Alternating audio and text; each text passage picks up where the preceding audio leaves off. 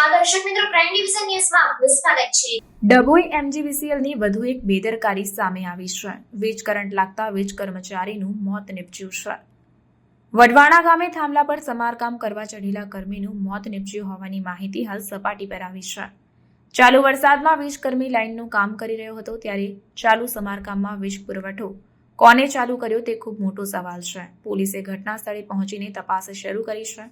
મૃતક નરેન્દ્ર બારિયા ડભોઈ શહેરની મહેશ્વરી સોસાયટીના રહેવાસી હતા. જાણવા મળતી વિગતો અનુસાર ડભોઈ એમજીવીસીએલ લાઇનમેન કર્મચારી તરીકે ફરજ બજાવતા નરેન્દ્રભાઈ બારિયા ડભોઈ મહેશ્વરી સોસાયટી નાવ વઢવાણા ગામે વીજ લાઇન બંધ કરીને વીજ થાંભલા પર ચઢીને વીજ લાઇન ચાલુ કરવાનું સમારકામ કરી રહ્યા હતા. તે દરમિયાન એકાએક વીજ લાઇન ચાલુ થતાં તેઓને વીજ કરંટ લાગતા ચાલુ વરસાદમાં નીચે પટકાઈ જતા તેઓને સારવાર અર્થે હોસ્પિટલ લઈ જવામાં આવ્યા હતા, જ્યાં તબીબોએ તેઓને મૃત જાહેર કર્યા હતા.